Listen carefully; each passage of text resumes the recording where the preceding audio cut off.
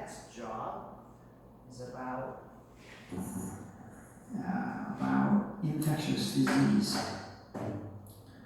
All right. Before getting into it, I told you we'll have a fun. So let me begin with this, my harmonica. The harmonica is my first instrument. I was about 10. Somebody gave me an old harmonica. I started blowing it in and out, and nobody taught me, and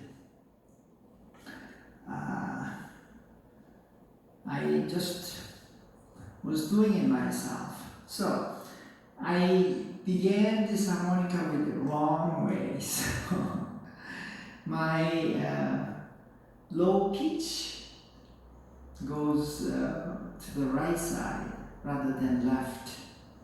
But since I began that way, this is by the way it is. Okay. So this is the song when I was playing for my wife to be. Oh, that means when I was 27.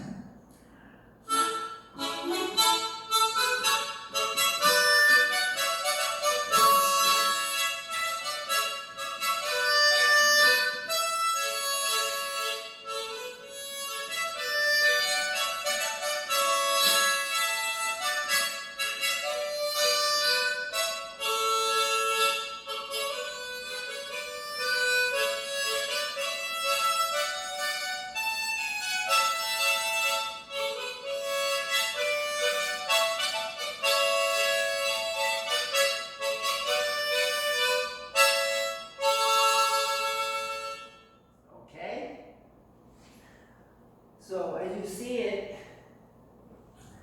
I do not need music scores.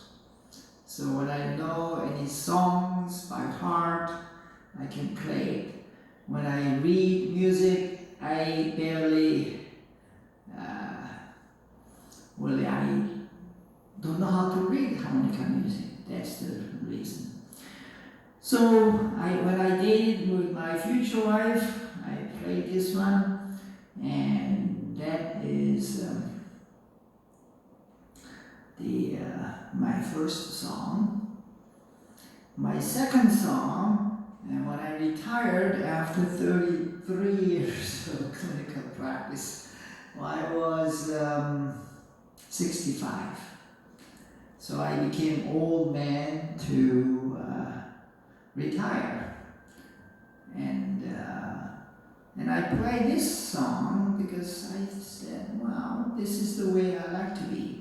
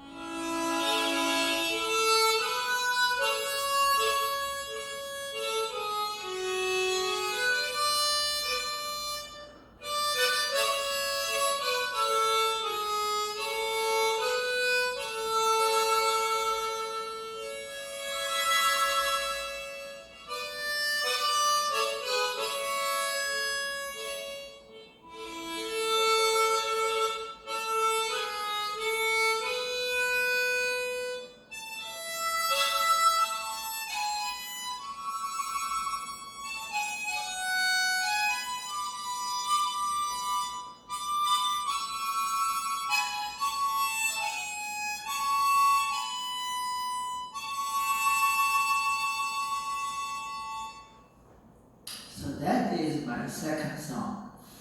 So I said, give me a home where the buffalo roams, where the no sadness, no tear can be seen. So that is my second song.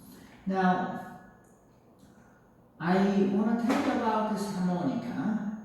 Harmonica is the most produced instrument in the world. In other words, they make a violin, they make a flute, pianos, but in terms of number, items of harmonica is the most, because it's so simple and cheap, easy to carry around, and different size.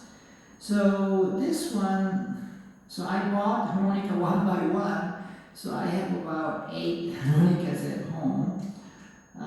This one is so easy to carry, so each harmonica has its own key, and its harmony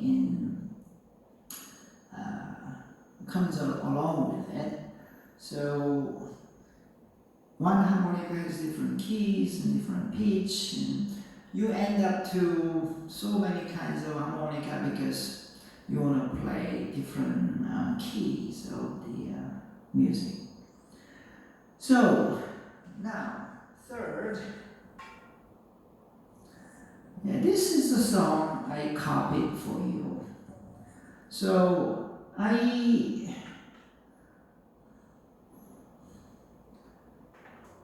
play this one in Jeju when I go around the hiking tracks for my wife. So we sing songs together and play harmonica. Now I want to show you this harmonica. This one I bought about 3 years ago in Seoul. This one has a little strange pushy button. This is what we call chromatic harmonica. This is like piano. I have to learn how to play because it does need very little trick. So let's see, this one, so you can change, this is like the piano, has a black keys and white keys, and so.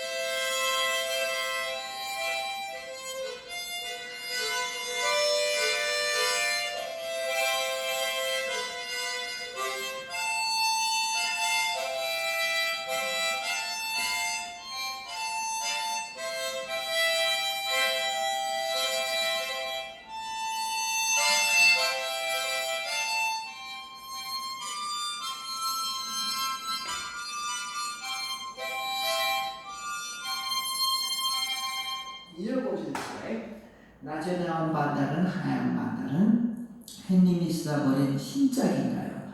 우리 아기 아장아장 걸음 배울 때 한 발짝에 달각 신기해줬으면. And third,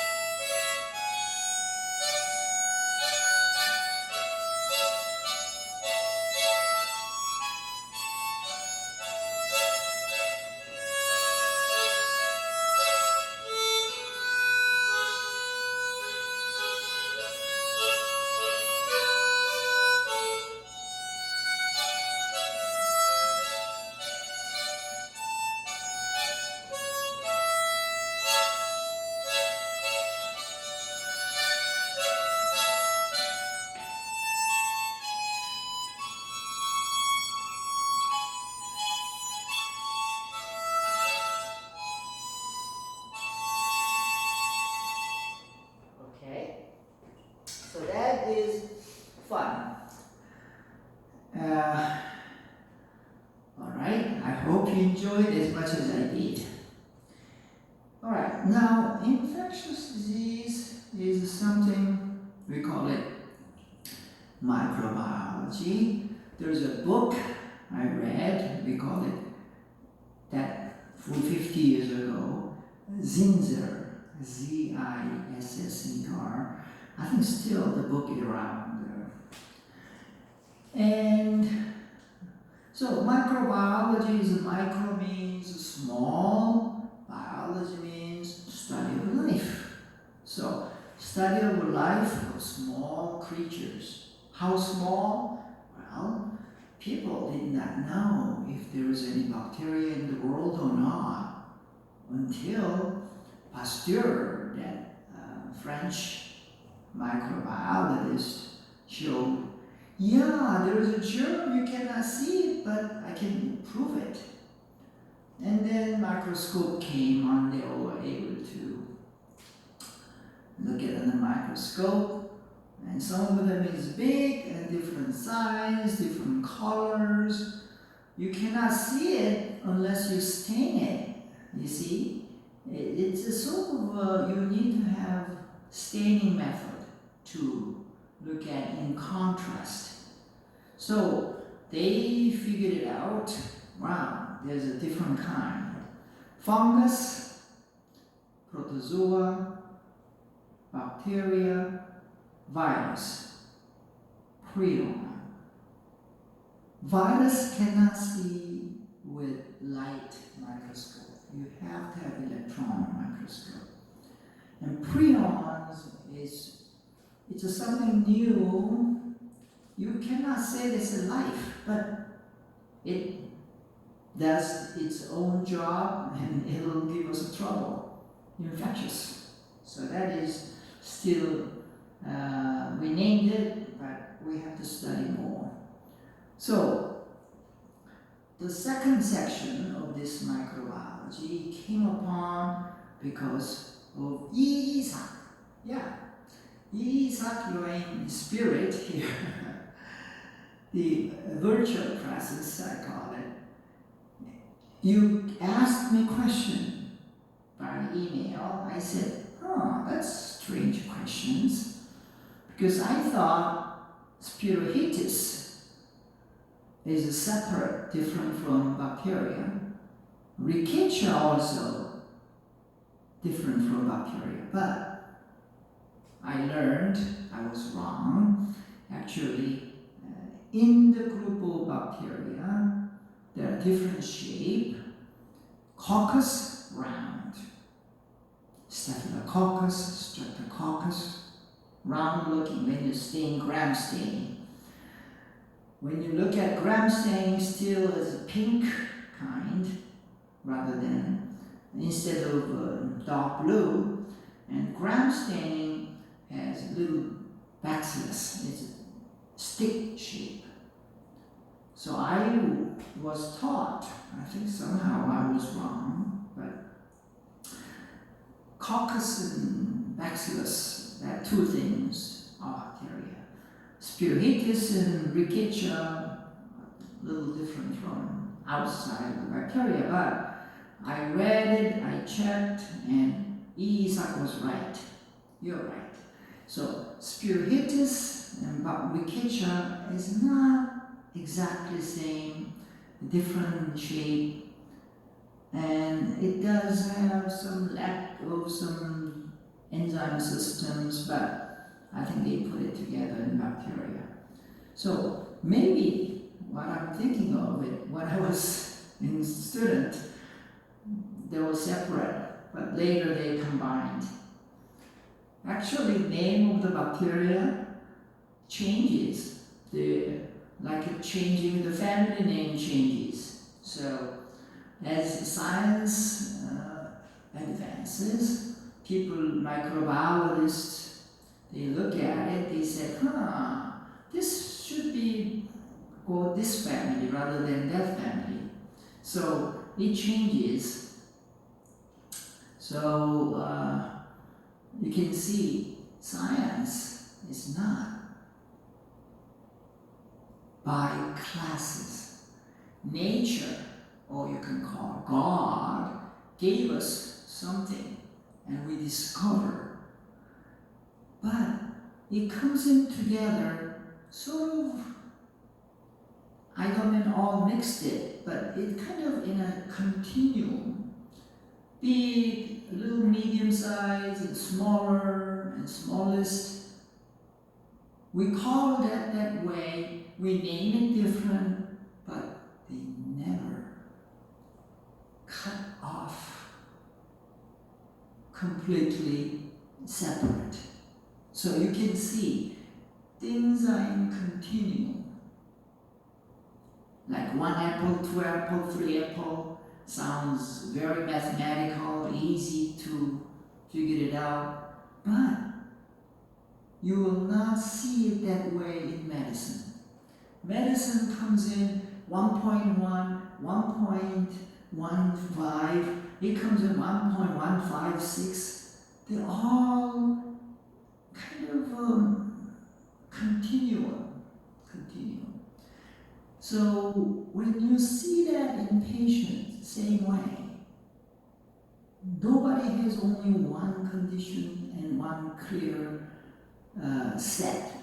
They're all changes. When you see the patient next day, my goodness, diagnosis changes. How come? Because we found something more, because all the patient has different symptoms. So again, I'm telling you, we classify in science, like fungus, protozoa, bacteria, virus, prion. But there are some creatures in between fungus and protozoa. There are creatures in between bacteria and virus. How we classify it? They are in between creatures. So we have to see it, the nature. God gave us continuum from top to bottom. To make that continuum easy for us, we classify it. So when you classify it, it's easy to say, easy to study, but it is not actually, the classification is artificial, only scientific, therefore changeable. You can change it. So that's why I'm emphasizing it. It changes. So don't get surprised to hear that, oh, yesterday we called it A, now today I would rather call it B. Yeah, it's a science. Now, that's why also I added medical parasitology. Parasite, famous, the name of the movie, Parasite, comes in different ways. Is it microscopic? No. Most of them you can see with your eyes, but eggs you have to see on the microscope. So parasitology is sort of different from medical microbiology, but they belong to the similar classification, similar disciplines. So when I was in medical school, there is department of parasitology, department of microbiology, but they are together. They are sometimes talking each other and so forth. So parasitology dealing with host-dependent vector. You get the disease usually through sort of intermediate host. So for us, don't worry about it. You just understand that's all kind of mixed up. But you just know the followings. Yeah. For the doctor, it's important. Roundworm, Ascariasis, Ascaris lumbricoides, pinworm. The school children comes to you, oh, mom said, grandma said, my kid is really scratching the end, rear end, anus. He said, itchy. When? At night. Huh. And then you will think about this pinworm. Pinworm is still around because it does not need intermediate host. Only finger and mouth. Scratch and sucking the thumb. And that really makes the cycle complete. Pinworm.